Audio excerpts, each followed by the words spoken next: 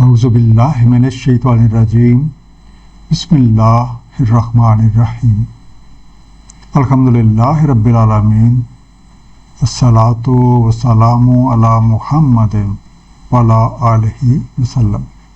انشاءاللہ آج ہم سورہ مومنون کے دوسرے رکوع کا مطالعہ کریں گے۔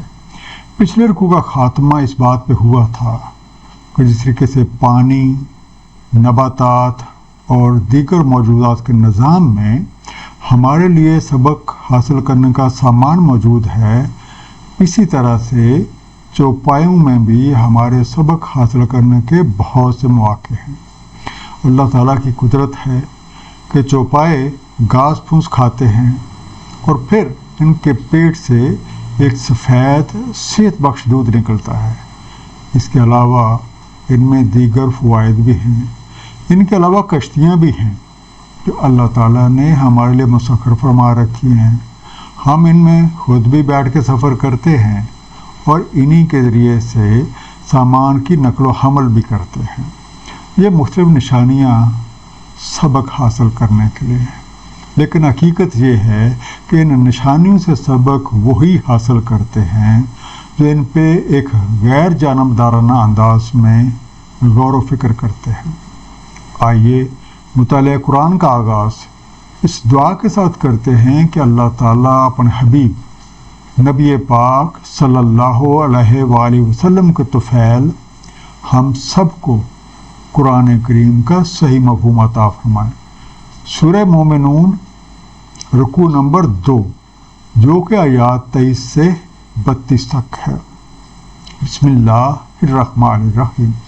وَلَقَدْ أَرْسَلْنَا نُوحًا إِلَىٰ قَوْمِهِ، تحقیق ہم نے بھیجا نوح علیہ السلام کو ان کی قوم کی طرف۔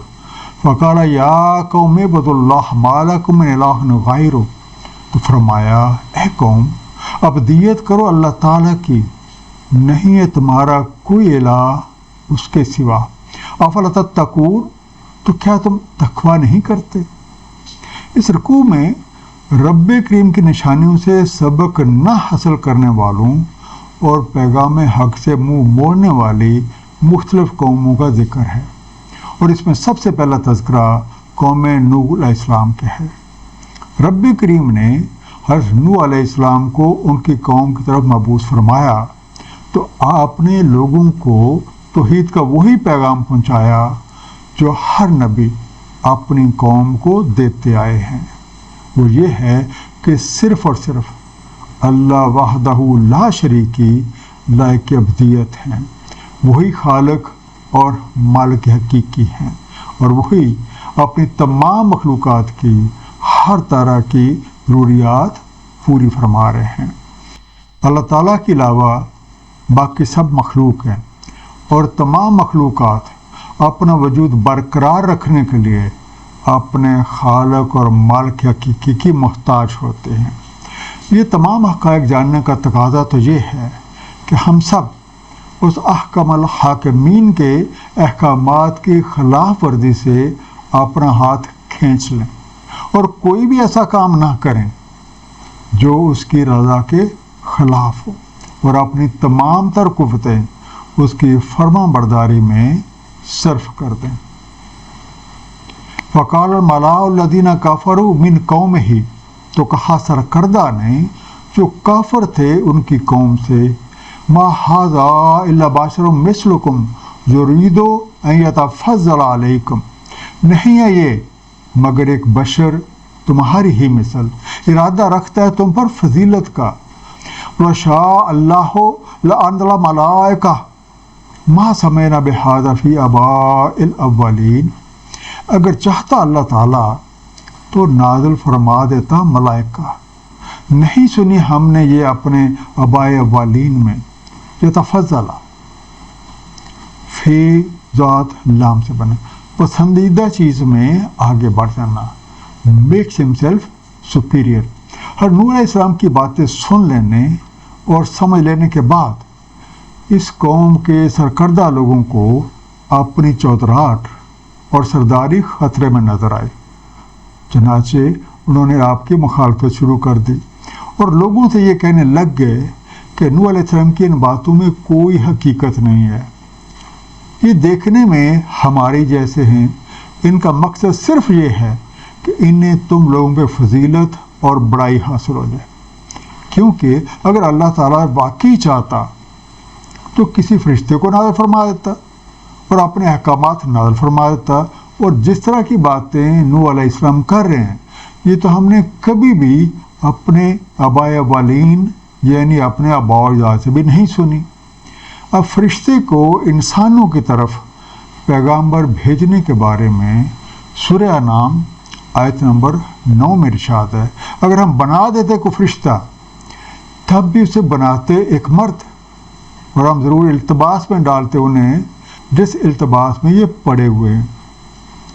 پچھلی اقوام میں بھی اور موجودہ دور میں بھی اپنے آباء و اجداد کی باتوں کو اپنے طرز عمل کے ٹھیک ہونے کی ایک دلیل کے طور پہ پیش کیا جاتا ہے، حالانکہ جس قدر ان باتوں کے ٹھیک ہونے کا امکان ہے اسی قدر ان کے غلط ہونے کا امکان بھی موجود ہے۔ سورہ البقرہ آیت نمبر 170 میں ارشاد ہے، جب کہا جاتا ہے ان کو اتباع کرو جو نازل فرمایا ہے اللہ تعالیٰ نے، وہ کہتے ہیں بلکہ ہم تو اتباع کریں گے جس پہ ہم نے پایا اپنے آباء و اجداد کو۔ کیا اگر جو ان کے آباء و اجداد نہ عقل رکھنے والے ہوں اور نہ ہدایت یافتہ ہوں؟ ان هو الا رجل به جنۃ فتربصوا به حتی حین، نہیں ہے یہ مگر ایک مرد جس کو جنون ہے تو راہ دیکھو اس کی ایک عرصہ تک۔ قال رب انصرنی بما کذبون، کہا اے رب میری نصرت فرما کیونکہ انہوں نے میری تکذیب کی ہے۔ قوم نوح کے اور سرداروں نے مزید کہا کہ ہماری رائے کے مطابق ان صاحب کو کوئی جنون لاحق ہے، اس لیے تم لوگ کچھ مدت تک انتظار کرو تاکہ صورتحال واضح ہو جائے۔ حضرت نوح علیہ السلام نے اپنی قوم کو ہر طرح سے دعوت دی، کھلے طور پر بھی چھپے طور پر بھی، انفرادی طور پر بھی اجتماعی طور پر بھی۔ سورہ عنکبوت آیت نمبر 14 ارشاد ہے، تحقیق ہم نے بھیجا نوح علیہ السلام کو ان کی قوم کی طرف تو وہ رہے ان میں 1000 کم 50 برس۔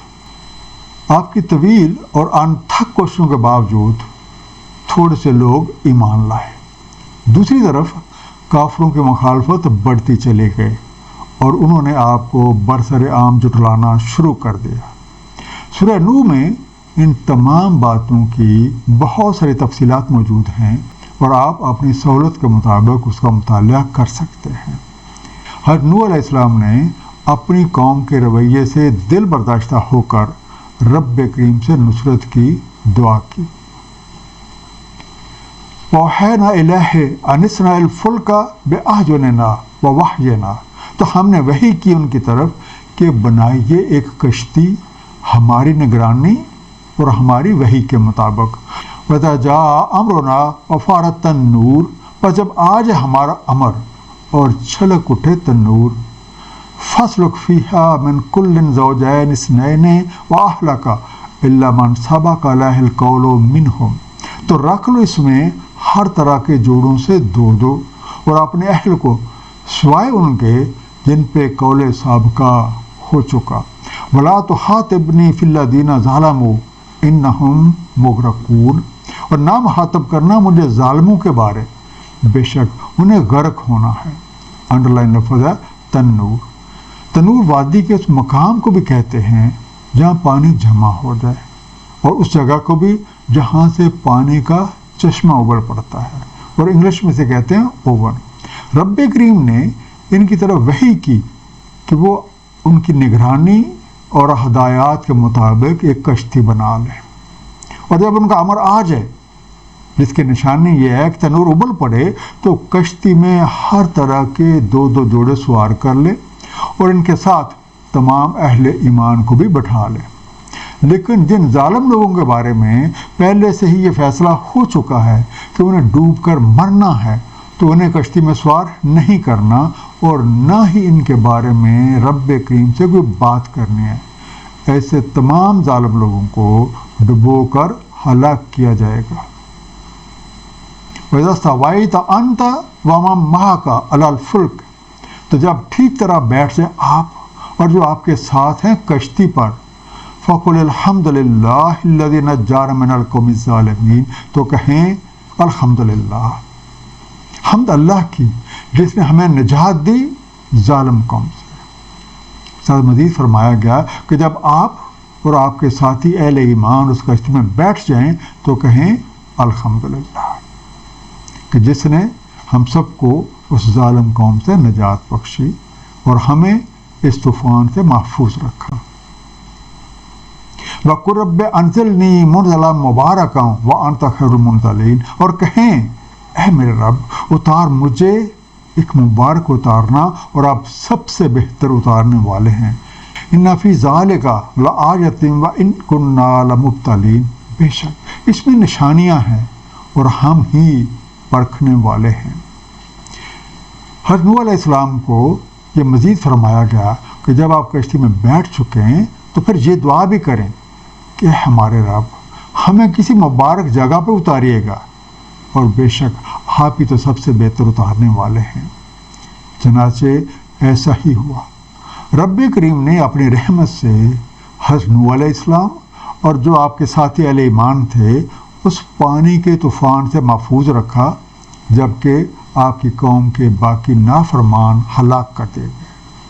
حضرت نوح علیہ السلام اور ان کی قوم کے احوال میں بہت سی نشانیاں موجود ہیں، اور یہ بھی حقیقت ہے کہ اللہ تعالیٰ لوگوں کو آزماتے ہیں۔ جو لوگ اس آزمائش میں پورا اترتے ہیں تو انہیں اونچا مقام اور مرتبہ عطا کیا جاتا ہے۔ ثم انشأنا من بعدهم قرنا آخرین، پھر ہم نے پروان چڑھایا ان کے بعد اگلا قرن۔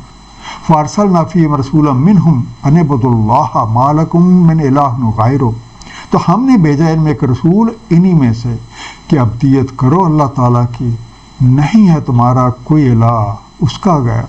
افلا تتقون، تو کیا تم تقوی نہیں کرتے؟ قرن کاف رے نون سے بنا، ایک ہی زمانے میں اکٹھے رہنے والے لوگ، پیپل آف سیم ایرا، یا آپ کہہ سکتے ہیں پیپل آف سیم جنریشن۔ پانی کے اس طوفان کے کچھ عرصہ کے بعد حضرت نوح علیہ السلام زندہ رہے۔ اللہ تعالیٰ نے آپ کی اور آپ کے ساتھی اہل ایمان کی نسل کو آگے بڑھایا، اور اس وقت زمین پہ موجود تمام لوگ حضرت نوح علیہ السلام اور آپ کے ساتھی اہل ایمان کی اولاد ہیں۔ آپ کی وفات کے کچھ عرصہ کے بعد تک لوگ آپ کی تعلیمات پہ عمل پیرا رہے، لیکن آہستہ آہستہ معاشرتی خرابیاں بڑھتی گئیں اور لوگ اصل دین سے دور ہوتے گئے۔ اللہ تعالیٰ کی رحمت جوش میں آئی اور لوگوں کی ہدایت کے لیے ایک رسول کو مبعوث فرمایا گیا۔ انہوں نے لوگوں کو توحید کا وہی پیغام پہنچایا جو اس سے پہلے حضرت نوح علیہ السلام نے اپنی قوم کو دیا تھا، کہ صرف اور صرف اللہ وحدہ لا شریک لہ کی عبودیت ہیں، وہی خالق اور مالک حقیقی ہیں، اور وہی اپنی تمام مخلوقات کو ہر طرح کے وسائل زندگی مہیا کر رہے ہیں۔ اللہ تعالیٰ کے علاوہ باقی سب مخلوق ہیں، اور تمام مخلوقات اپنی زندگی کو برقرار رکھنے کے لیے اپنے خالق اور مالک حقیقی کی محتاج ہیں۔ یہ تمام حقائق معلوم ہونے کا تقاضا یہ ہے کہ خالق اور مالک حقیقی کے احکامات کی خلاف ورزی سے اپنا ہاتھ کھینچ لیا جائے اور اپنی تمام تر قوتیں ان کی فرمان برداری میں صرف کی جائے۔ اب غور فرمائیے کہ اس رکوع کی پہلی آیت کا خاتمہ بھی افلا تتقون سے ہوا تھا، اور اس رکوع کا خاتمہ بھی انہی الفاظ کے ساتھ ہو رہا ہے۔ سورہ مومنون کے دوسرے رکوع کا ایک مختصر خلاصہ۔ حضرت نوح علیہ السلام نے اپنی قوم کو پیغام حق پہنچایا اور اللہ وحدہ لا شریک کی بندگی کی تلقین کی۔ آپ نے لوگوں کی توجہ رب کریم کی نشانیوں کی طرف مبذول کروائی۔ قوم کے سرکردہ لوگوں کو اپنی چودراہٹ خطرے میں نظر آئی تو انہوں نے آپ کی مخالفت کی۔ حضرت نوح علیہ السلام نے 900 سال سے زائد عرصہ لوگوں کو انفرادی و اجتماعی اور کھلے اور چھپے انداز میں دعوت دی، لیکن بہت کم لوگ ایمان لائے۔ آپ کی مخالفت اس حد تک بڑھ گئی کہ دعوت حق مشکل ہو گئی۔ آپ نے رب کریم کے حکم کے تحت ایک کشتی تیار کی اور پھر اس میں ہر طرح کے جوڑے سوار کر لیے۔ پانی کا طوفان برپا ہوا، آپ کی قوم کو ڈبو کر ہلاک کر دیا گیا، جبکہ نوح علیہ السلام اور آپ کے ساتھی اہل ایمان کو اللہ تعالیٰ نے محفوظ رکھا۔ نوح علیہ السلام اور آپ کے ساتھی کو سے اللہ تعالیٰ نے پھر سے یہ زمین آباد کی۔ قوم نوح کے بعد ایک اور قوم کو برپا کیا گیا، ان میں بھی رسول بھیجا گیا جس نے لوگوں کو وہی پیغام توحید پہنچایا جو حضرت نوح علیہ السلام نے اپنی قوم کو دیا تھا۔ تاریخ اپنے آپ کو دہراتی ہے اور عقل مند لوگ وہی ہیں جو اس سے سبق حاصل کرتے ہیں۔ اللہ تعالیٰ ہم سب کو قرآن کریم کو صحیح طور پہ سمجھنے اور اس پہ نبی پاک صلی اللہ علیہ وآلہ وسلم کی سنت مبارکہ کے مطابق عمل کرنے کی توفیق عنایت فرمائے۔ صدق اللہ العلی العظیم، صلی اللہ تعالیٰ علی حبیبہ محمد و آلہ وسلم۔